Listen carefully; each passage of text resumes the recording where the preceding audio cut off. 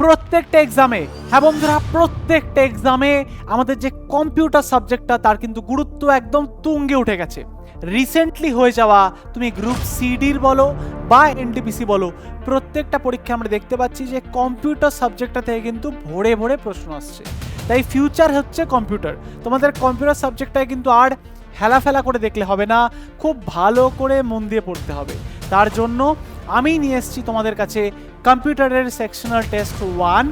এরমভাবে আমরা টোটাল 5টা কিন্তু কম্পিউটার টেস্ট করব, যেখানে আমরা কম্পিউটার থেকে আসা বিগত বছরে বিভিন্ন গুরুত্বপূর্ণ প্রশ্ন আলোচনা করব এবং সাথে তোমাদের অনেক কিছু কনসেপ্ট আলোচনা করব, যার মাধ্যমে আপকামিং যে পরীক্ষাতেই কম্পিউটার সাবজেক্টে আসুক না কেন তোমরা কিন্তু খুব ভালো করে আনসার করে দিয়ে আসতে পারবে। তো চলো ক্লাস শুরু করে দিই। তার আগে আমি বিদেশ রয় তোমাদের প্রত্যেককে স্বাগত জানাই তোমাদের প্রিয় চ্যানেল ইয়োর স্টাডিতে। চলো এক এক করে আমরা কম্পিউটারে এক একটা করে প্রশ্ন দেখব। প্রত্যেকটা প্রশ্নই কিন্তু বিগত বছরে আসা এবং আপকামিং তোমাদের রেলওয়ের এনটিপিসির যে পরীক্ষা আসছে সেই পরীক্ষা বলো, তোমাদের এসএসসির যে বিভিন্ন পরীক্ষা আসছে সেসব পরীক্ষা বলো, এবং ওয়েস্ট বেঙ্গলেরও আপকামিং যে কোনো পরীক্ষা যেগুলো আসতে চলেছে প্রত্যেকটার জন্য হতে চলেছে অনেক পরিমাণে হেল্পফুল। শুরু হয়ে গেল কিন্তু আবারও আমাদের SSC GD 2027 batch. Last year ঠিক এই ব্যাচ থেকে আমাদের কিন্তু প্রচুর পরিমাণে সিলেকশন এসছে। তোমরা ভিডিও দেখেছো, চ্যানেলে পড়ে রয়েছে, দেখবে প্রচুর ছেলেপেলে কিন্তু আমাদের এই ব্যাচ থেকে সিলেকশন পেয়েছে। তাই এবার আবারও তোমাদের রিকোয়েস্টে লঞ্চ হয়ে গেল নতুন ব্যাচ। আমি তোমাদের চ্যালেঞ্জ দিয়ে গ্যারান্টি দিয়ে বলতে পারি, যারা এই ব্যাচ জয়েন করবে, তোমাদের যাদের এসএসসি জিডির স্বপ্ন, তোমরা কিন্তু সেই স্বপ্নের অনেক কাছে পৌঁছে যাবে এবং দেশকে নিজের হাতে সেবা করার কিন্তু সুযোগ পাবে। তাই লঞ্চ হয়ে গেছে, আর বেশি দেরি না করে অবশ্যই তোমরা কিন্তু জয়েন করতে পারো। ডিটেলসে জানার জন্য অবশ্যই তোমরা নিচে দেওয়া হেল্পলাইন নাম্বারে কিন্তু হোয়াটসঅ্যাপ করে নিতে পারো। আর তার সাথে সাথে কিন্তু আমাদের আরও অন্যান্য ব্যাচ রয়েছে, একটু তোমাদের জানিয়ে দিই। দেখো, আমাদের কিন্তু রয়েছে 02 Pro 6.0 ব্যাচ। কিছুদিন আগেই কিন্তু এটা স্টার্ট হলো। এখানে কিন্তু আমরা জিরো থেকে তোমাদের একদম প্রো লেভেল অব্দি পড়াই, যাতে যে কোনো চাকরি দেখবে আর ওড়াবে এরমভাবে। নিচে হেল্পলাইন নাম্বারে কিন্তু এটার ব্যাপারেও জেনে নিতে পারো কথা বলে। বাকি আমাদের সাবজেক্ট বেসড ব্যাচ রয়েছে, এক্সাম বেসড ব্যাচ রয়েছে, তোমাদের যেটা ইচ্ছা চয়েস করতে পারো। ম্যাথসের ব্যাচ রয়েছে, ইংলিশ রয়েছে, জিএসজিকে রয়েছে। আমাদের কিন্তু কম্বো ব্যাচ রয়েছে, সব থেকে বেস্ট ব্যাচ, যেখানে তোমরা সমস্ত এক্সামের জন্য কিন্তু কভারেজ পাচ্ছ। প্রত্যেকটা সাবজেক্ট, প্রত্যেকটা টিচার তোমাদের জন্য দিন রাত খেটে কিন্তু এই ব্যাচে কাজ করছে। সাথে রেলওয়ে রয়েছে, জেনারেল ফাউন্ডেশন, এসএসসি ফাউন্ডেশন রয়েছে, পুলিশ ফাউন্ডেশন রয়েছে।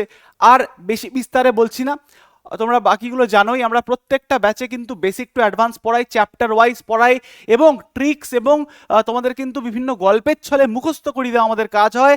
লাইভ ক্লাস তোমরা পাচ্ছ, তোমাদের কিন্তু সমস্ত ডাউট সলভিং ঠিক এখান থেকেই হয়ে যাবে।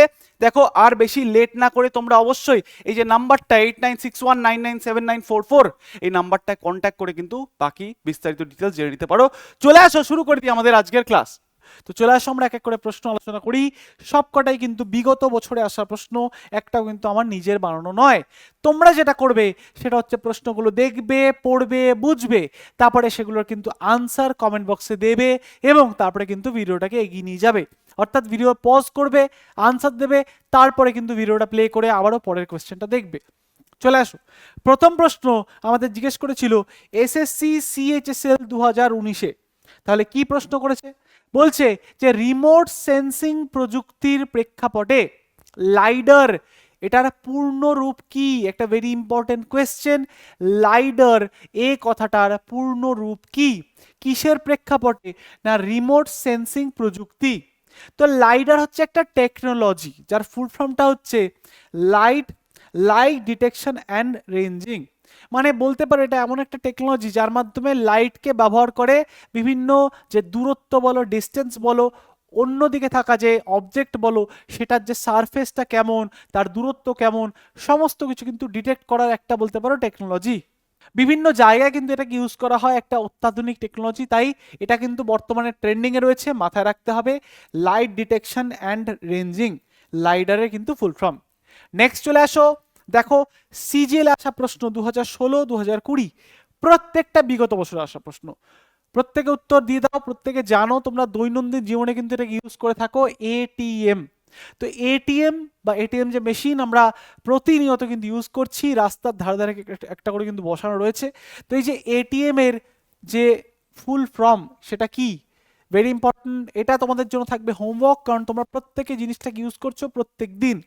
এটিএম এর ফুল ফর্ম তাহলে অটোমেটিক টেলার মেশিন, নাকি অটোমেটেড টেলার মেশিন, নাকি অল টাইম মানি, নাকি অটোমেটিক ট্যালি মেশিন? প্রত্যেকে অবশ্যই কমেন্ট বক্সে উত্তর করে জানাও। এটার উত্তর তোমাদের জন্য থাকবে হচ্ছে হোমওয়ার্ক। আমি প্রত্যেকের হোমওয়ার্ক চেক করব হচ্ছে নিচে কমেন্ট বক্সে দেওয়া কমেন্টের মাধ্যমে। ঠিক আছে, এটিএম এর ফুল ফর্ম তোমরা জানাবে।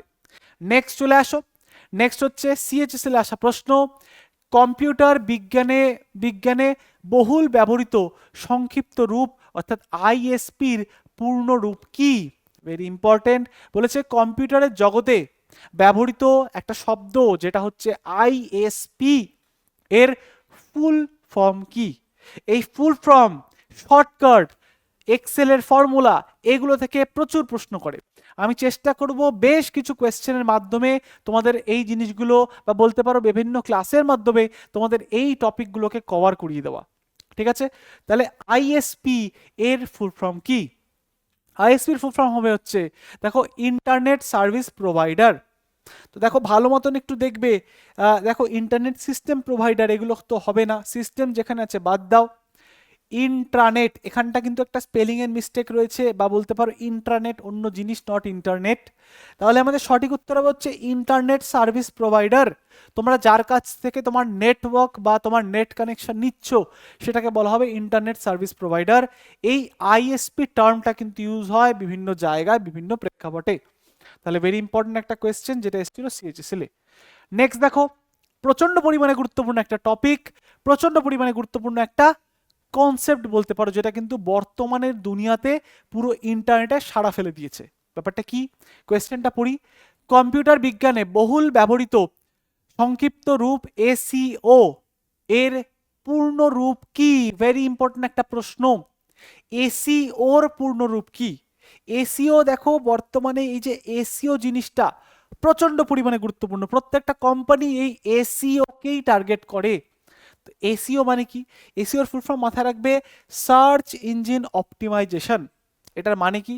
দেখো এসিও মানে হচ্ছে যে আমরা যখন কোনো জিনিসকে সার্চ করছি, গুগলে গিয়ে তুমি যে কোনো জিনিস সার্চ করছো, তুমি কোনো একটা জুতো কিনবে তুমি জুতো সার্চ করছো, একটা ফোন কিনবে তুমি ফোন সার্চ করছো, এই যে তুমি যে সার্চ করলে গুগলে, সব থেকে প্রথম যে লিঙ্কটা আসবে, কোনো ওয়েবসাইটের নাম আসতে পারে, সেটা হচ্ছে এসইওর অ্যাকর্ডিং বা এসইও যে টেকনোলজি ইউজ হচ্ছে, যার মাধ্যমে কিন্তু ওই যে প্রথম ওয়েবসাইটটা আসলো এটাকে ইউজ করে আসলো। কোম্পানিগুলো এই এসইও মেকানিজমের মাধ্যমে তাদের প্রোডাক্টকে গুগল সার্চের একদম প্রথমে আনার কিন্তু চেষ্টা করে। কারণ আমরা হিউম্যান নেচার যেটা বিলিভ করে সেটা হচ্ছে চোখের সামনে সব থেকে প্রথমে যেটা পাবো সেটাকে কিন্তু আমরা চুজ করার টেন্ডেন্সি বেশি রাখি। তো এই যে এসইওর মাধ্যমে কোম্পানিও কিন্তু সার্চ ইঞ্জিন, যেমন গুগল একটা সার্চ ইঞ্জিন, এটাকে অপটিমাইজ করে বিভিন্ন টাকা দিয়ে তাদের কিন্তু যে প্রোডাক্টটা সবার আগে নিয়ে আসার চেষ্টা করে। তো এসইওটা অনেক বড় একটা বিষয়, অনেক একটা ভাস্ট বিষয়, এটা নিয়ে আমি গভীরে এখন আলোচনা করতে পারবো না। জাস্ট মাথায় রাখো সার্চ ইঞ্জিন অপটিমাইজেশন হচ্ছে এসইওর ফুল ফর্ম। নেক্সট চলে আসো, ভিওআইপি, ভেরি ইম্পর্টেন্ট। কম্পিউটার বিজ্ঞানে ভিওআইপি এর পূর্ণ রূপ কি? Very important. দেখো বেশ কিছু আমরা কিন্তু ফুল ফর্ম আলোচনা করছি। তো ভিওআইপি কি, কাকে বলে? প্রত্যেকে কমেন্ট বক্সে কমেন্ট করো আর কিন্তু জানানোর চেষ্টা করো। তাহলে ভিওআইপির ফুল ফর্ম হচ্ছে কি? ভিওআইপির ফুল ফর্ম হচ্ছে voice over internet protocol. Voice over internet protocol মানে কি? মানে তোমরা তোমরা তোমাদের ফোনে নিশ্চয়ই দেখেছো যে একটা অপশন থাকে যেটাকে বলা হয় ওয়াইফাই কলিং।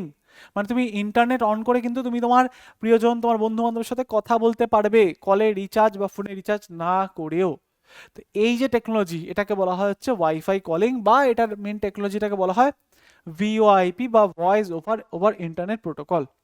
তো এটা কিন্তু বর্তমানে একটা ট্রেন্ডিং বিষয়। এই যে ট্রেন্ডিং ফুল ফর্মগুলো থেকে প্রশ্ন করে।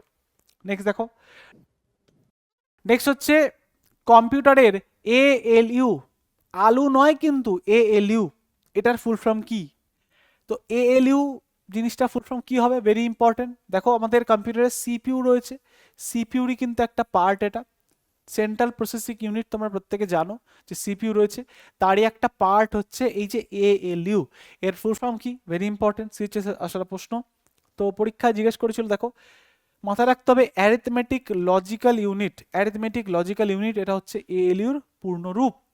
দেখো এএলইউর একটা ছোট্ট ছবি রেখেছি তোমার সামনে। তাহলে সিপিইউর মধ্যে মেন যে জিনিসগুলো থাকে সেটা হচ্ছে ALU, arithmetical logical unit, next হচ্ছে কন্ট্রোল ইউনিট, এবং এরা কিন্তু সম্পর্ক রাখে হচ্ছে মেন মেমোরির সাথে। ঠিক আছে? তো বিভিন্ন টাইপের মেমোরি হয়, আমরা যে কোনো জিনিস যখন পাঠাই কম্পিউটারকে, মানে ইনপুট দিই, সেটা কিন্তু সে প্রসেস করে তার সিপিইউর মধ্যে, তারপরে প্রাইমারি মেমোরি সেকেন্ডারি মেমোরির সাথে কন্ট্যাক্ট করে আমাদের কিন্তু আউটপুট দেয়। বেশ কিছু গভীরে পদ্ধতি রয়েছে যেগুলো কিন্তু এখন আলোচনা করা যাবে না। এর সাথেও কিন্তু রেজিস্টার রয়েছে, অপারেটর রয়েছে, এই বিভিন্ন জিনিসের মাধ্যমে কিন্তু এএলইউ কাজ করে। ঠিক আছে? নেক্সট দেখো, নেক্সট হচ্ছে ইন্টারনেটে টিসিপির পূর্ণরূপ কি? টিসিপি। ঠিক আছে?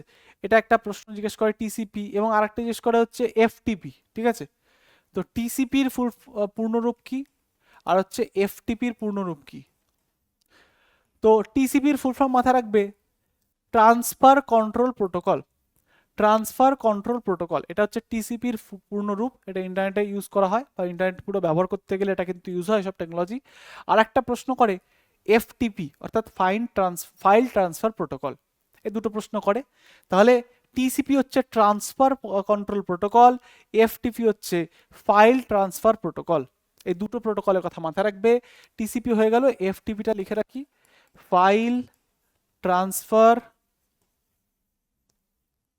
প্রোটোকল।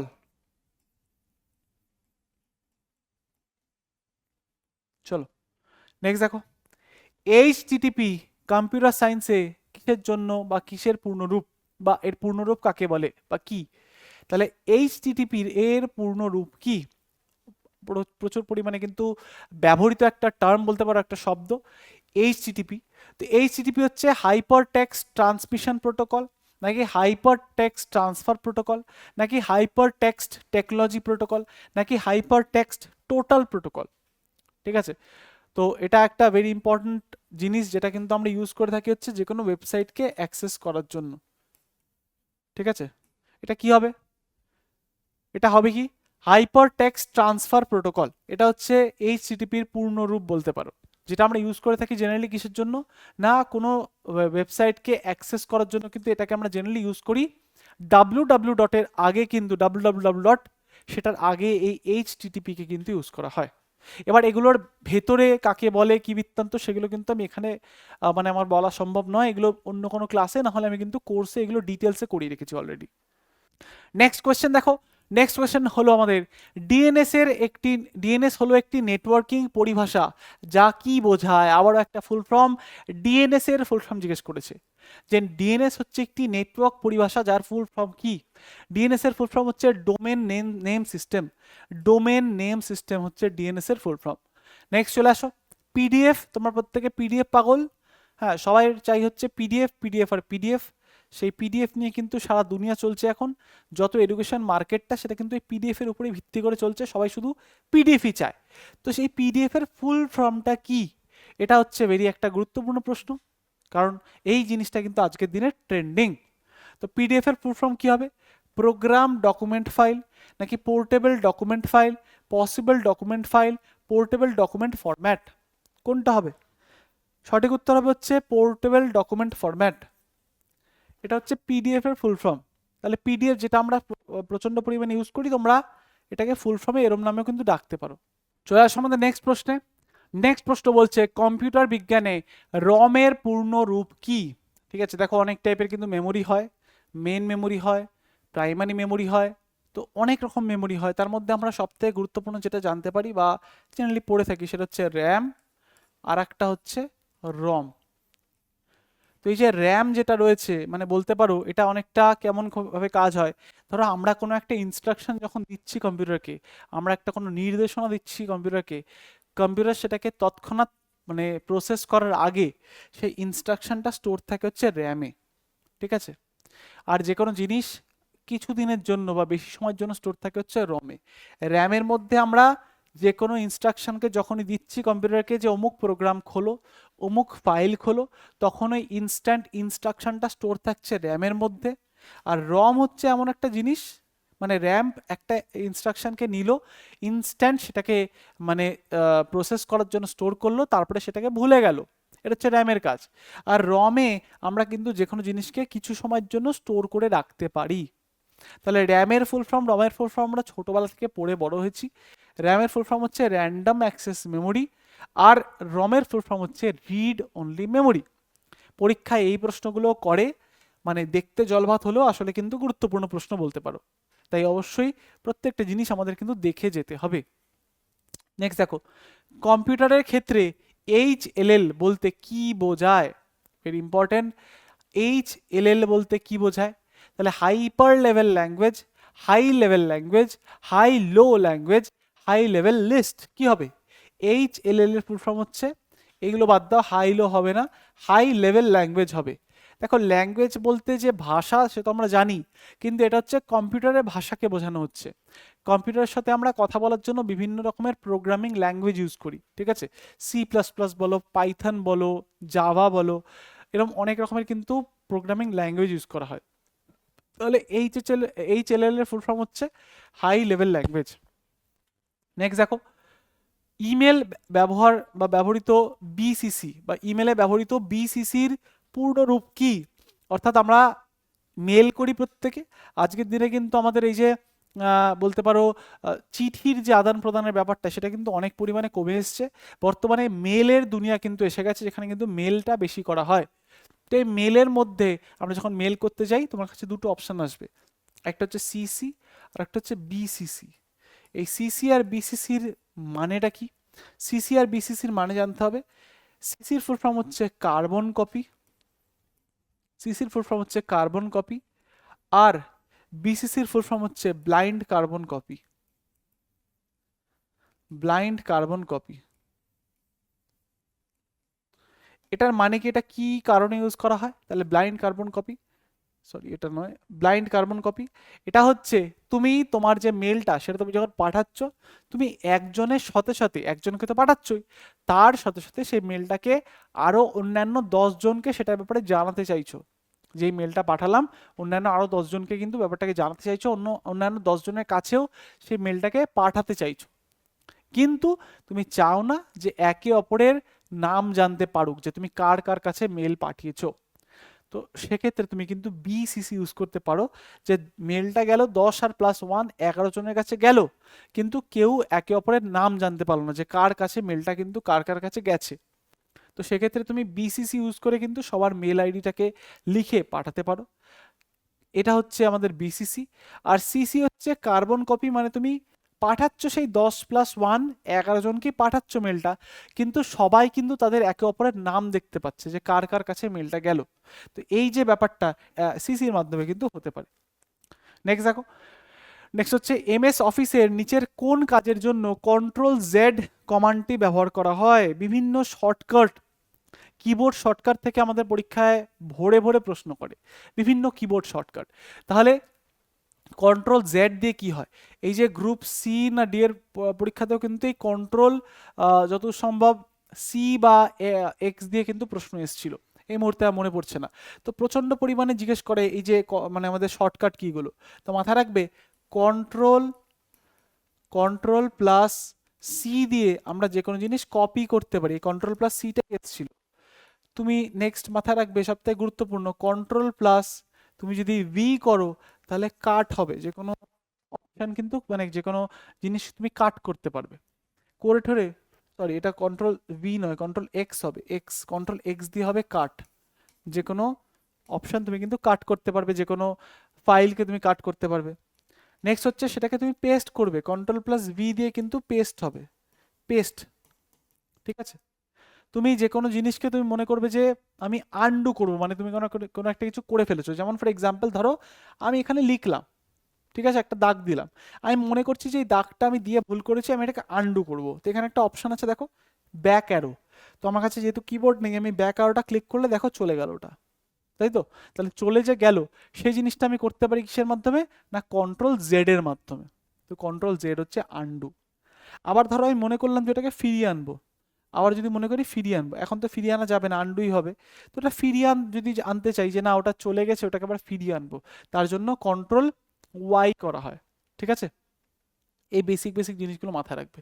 নেক্সট দেখো, ইন্টিগ্রেটেড বা ইলেকট্রনিক আইসি, ইলেকট্রনিক্সে আইসি এর পূর্ণ রূপ হলো কি? তো একটা ভালো ইম্পর্টেন্ট কোয়েশ্চেন। আইসি কথাটা আমরা প্রত্যেক জায়গায় ইউজ করি। আইসিটা উড়ে গেছে, দেখবি কথাটা বলে না যে আইসিটা উড়ে গেছে রে, আইসিটা খারাপ হয়ে গেছে, আইসিটা চেঞ্জ করতে হবে। তো এই যে আইসি কথাটার পূর্ণ রূপ কি? আইসি কথাটার পূর্ণ রূপ মাথায় রাখতে হবে ইন্টিগ্রেটেড সার্কিট। আইসি হচ্ছে ইন্টিগ্রেটেড সার্কিট। এটা কিন্তু একটা মানে বলতে পারো যে মাদার বোর্ড রয়েছে বা যে কোনো সার্কিট রয়েছে, তার মধ্যে বসানো থাকে ছোট্ট একটা মানে সার্কিট, যেটাকে বলা হয় ইন্টিগ্রেটেড সার্কিট, আইসি। নেক্সট চলে আসো। নেক্সট হচ্ছে তথ্য ও যোগাযোগ প্রযুক্তিতে এফডিডির পূর্ণরূপ কি?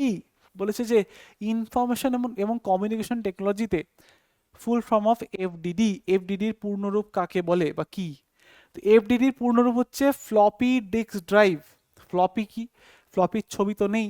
এককালে আগে, আজ থেকে বহু দিন আগে, মানে আমরা যেমন ধরো এখন পেন ড্রাইভ ইউজ করি, আগে চলতো হচ্ছে সিডি ক্যাসেট, তারও আগে চলতো হচ্ছে ফ্লপি ড্রাইভ। ঠিক আছে, তো এরকম টাইপের দেখতে হতো। ঠিক আছে, এরকম একটা দেখতে হতো। তো এটা হচ্ছে কিছুই না, এর মধ্যে ধরো তখনকার দিনে ডেটা স্টোর করা হতো। ডেটা মানে হচ্ছে তখনকার দিনে কোনো গান হতে পারে, গান তো আর তখনকার দিনে করতো না, কোনো ধরো লেখা হতে পারে, কোনো ডকুমেন্ট হতে পারে, সেগুলো স্টোর করে রাখা হতো এরকম ফ্লপি ডিস্কে, এরকম দেখতে হতো। ফ্লপি ডিস্কে কিন্তু স্টোর করে রাখা হতো। তো এফডিডি সেখান থেকেই আসছে, ফ্লপি ডিস্ক ড্রাইভ হচ্ছে এফডিডির ফুল ফর্ম। নেক্সট দেখো, নেক্সট প্রশ্ন হচ্ছে জিআইএমপি অর্থাৎ জিম্প, এটা হলো একটি কি? ঠিক আছে, তো এই যে এই জিম্প যে বিষয়টা, তো জিম্প আমরা কিন্তু বিভিন্ন জায়গায় দেখতে পারি, ছবি সংক্রান্ত বিষয় কিন্তু জিম্পের উল্লেখ আমরা অনেক জায়গায় পাই। তো এই যে জিম্প, এটা হচ্ছে এমন একটা বলতে পারো প্রোগ্রাম, যে প্রোগ্রামটার মাধ্যমে কিন্তু তুমি যে কোনো রকমের কিন্তু ছবিকে এডিট করতে পারবে, সেটা কোনো চেঞ্জ করতে পারবে বা পরিবর্তন কিন্তু করতে পারবে। তো জিম্প হচ্ছে একটা অ্যাপ্লিকেশন সফটওয়্যার, যার মাধ্যমে কিন্তু যে কোনো রকমের তুমি ইমেজকে পরিবর্তন করতে পারবে। ঠিক আছে, তো এই জিম্পের ফুল ফর্ম যদি পরীক্ষা জিজ্ঞেস করবে, তো মাথায় রাখবে জিএনইউ,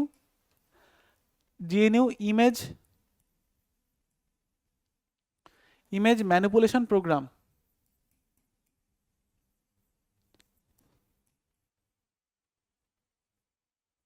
ঠিক আছে, ইমেজ ম্যানিপুলেশন প্রোগ্রাম, জিম্পের ফুল ফর্ম।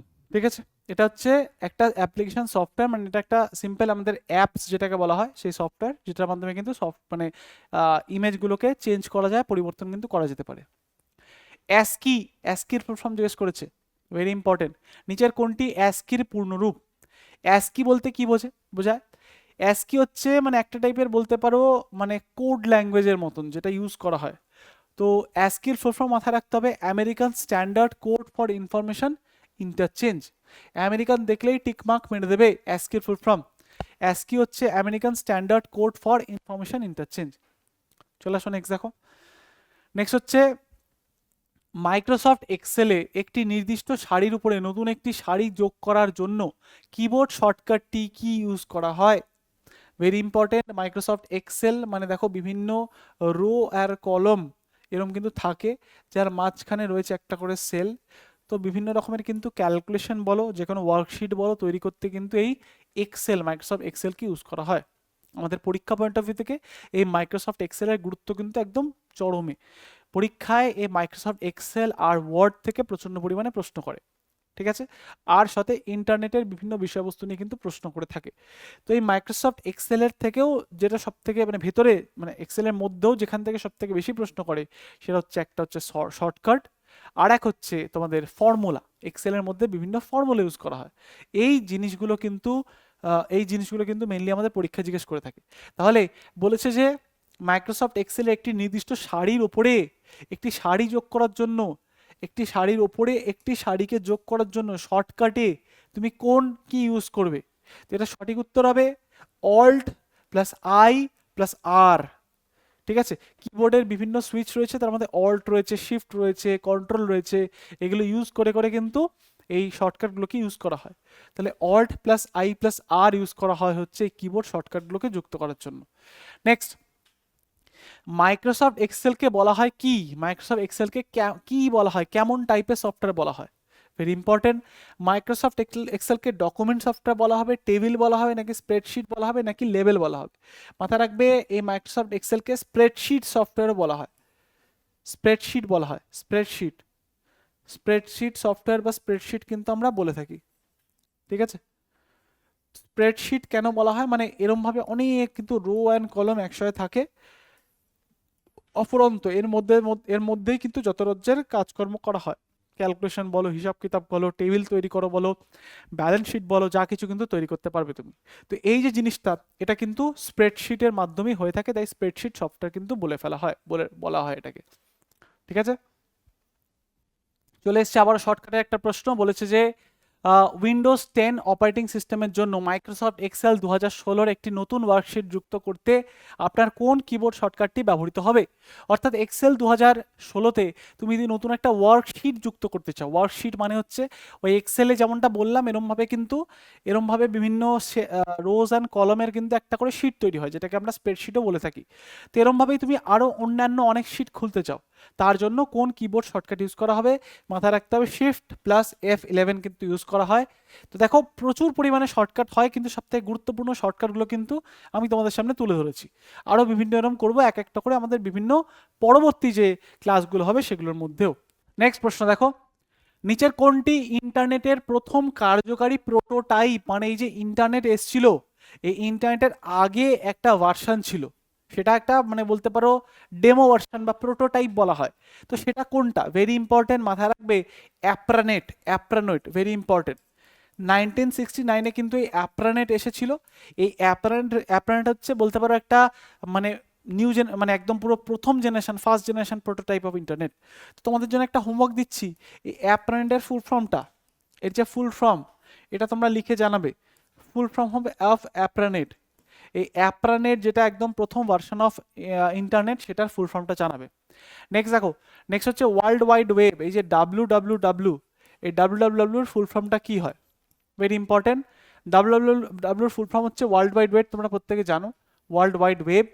এবার এই ওয়ার্ল্ড ওয়াইড ওয়েবের মানে যে আবিষ্কর্তা সেটা কে, এটাই হচ্ছে প্রশ্ন। কি হবে? টিম বার্নেস-লি 1989-এ, টিম বার্নেস-লি 1989-এ কিন্তু এই WWW যে ইয়েটা তৈরি করেছিল বলতে পারো। নেক্সট দেখো, নেক্সট প্রশ্ন বলছে একটি আইপি অ্যাড্রেসে কতগুলো বিট থাকে? তো আইপি অ্যাড্রেসের ফুল ফর্ম মাথায় রাখবে ইন্টারনেট প্রোটোকল, ইন্টারনেট প্রোটোকল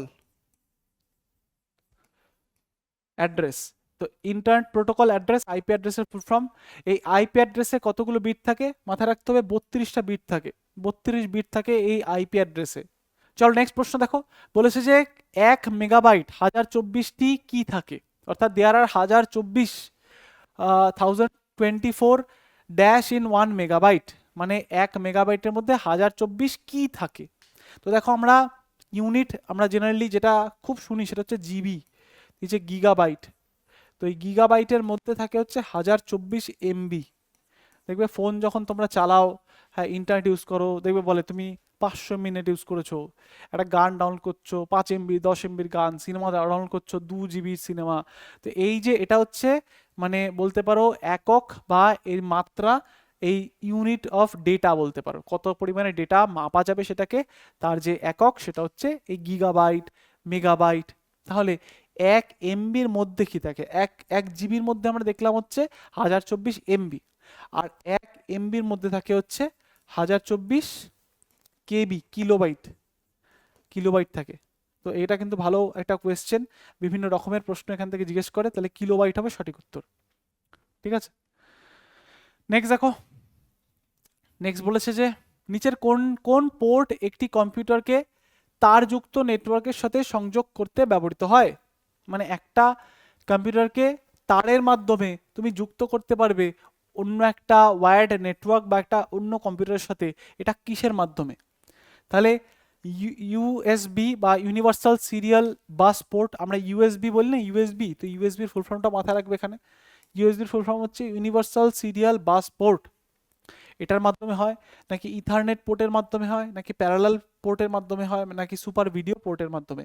মানে একটা কম্পিউটার রয়েছে এখানে, ঠিক আছে, এই কম্পিউটারটাকে তুমি যুক্ত করতে চাইছো আর একটা কম্পিউটারের সাথে ধরে নাও, ঠিক আছে? তো এটা যে যুক্তটা হবে এটা কিসের মাধ্যমে হবে? এটা ইথারনেট পোর্টের মাধ্যমে হবে, ইথারনেট পোর্টের মাধ্যমে কিন্তু এই যুক্তিকরণটা হয়ে থাকবে। চলে আসো, আমাদের লাস্ট কোয়েশ্চেন এটাই। লাস্ট কোয়েশ্চেন আমরা 25টা করে কোয়েশ্চেনে কিন্তু সেট করছি আমরা, আজ আমাদের লাস্ট কোয়েশ্চেন হবে এই সেটটার। দেখো নিচের কোনটি একটি কম্পিউটার ভাইরাস? তো কম্পিউটার ভাইরাস মানে হচ্ছে আমরা যেমন আমাদের শরীরের মধ্যে বায়োলজিক্যাল ভাইরাস দেখতে পাই, মানুষের জন্য কিন্তু বিভিন্ন ভাইরাস রয়েছে, যেমন করোনা ভাইরাস ছিল, তেমনই কিন্তু কম্পিউটারে এরকম বিভিন্ন রকম ভাইরাস কিন্তু আছে। তার মধ্যে কোনটি একটি কম্পিউটার ভাইরাস? পেঙ্গুইন হবে না, পান্ডা হবে না, স্পাইডার হবে না, ক্রিপার হবে। এই ক্রিপার হচ্ছে একটা টাইপের কিন্তু কম্পিউটার ভাইরাস। তো ভাইরাস হচ্ছে একটা টাইপের ম্যালওয়্যার সফটওয়্যার, মানে এটাও কিন্তু একটা সফটওয়্যার, কিন্তু ক্ষতিকারক সফটওয়্যার বলতে পারো। তো এই ম্যালওয়্যার সফটওয়্যার যেটা কিন্তু ক্ষতি করে কম্পিউটারের মধ্যে, সেটা কিন্তু আমরা ম্যালওয়্যার বলি। তার মধ্যে ভাইরাসও একটা পার্ট। তো বিভিন্ন রকমের কিন্তু ম্যালওয়্যার সফটওয়্যার রয়েছে, ভাইরাস একাই যে তা কিন্তু নয়। ট্রোজান হর্স রয়েছে, রুটকিট রয়েছে, বিভিন্ন রকমের কিন্তু রয়েছে, অনেক টাইপের কিন্তু রয়েছে, যার মাধ্যমে কিন্তু ডেটা আমাদের চুরি হয়, আমাদের প্রাইভেসি কিন্তু হরণ হয় এই ম্যালওয়্যার সফটওয়্যারগুলোর মাধ্যমে। যাই হোক, আমাদের কিন্তু 25টা কোয়েশ্চেন আমাদের কমপ্লিট। 25টা প্লাস আমরা কোয়েশ্চেন করলাম, 25টার বেশি হয়েছে। কতগুলো প্রশ্ন তোমরা পারলে? তোমাদের এর মধ্যে থেকে কতগুলো ঠিক হলো, কতগুলো ভুল হলো, পারলে কি পারলে না, অবশ্যই তোমরা কমেন্ট করে জানাও। এরমভাবেই কিন্তু আমি আরও এরপরে 4টে আরও সেট আনবো, যেখানে কিন্তু মানে আমি 25টা করেই কোয়েশ্চেন করাবো। টপ মোস্ট ইম্পর্টেন্ট 25টা করে কোয়েশ্চেন আমরা আলোচনা করছি। তো দেখা হচ্ছে পরের দিন আবার একটা নতুন ক্লাসে। ততক্ষণ টাটা, বাই বাই অ্যান্ড জয় হিন্দ।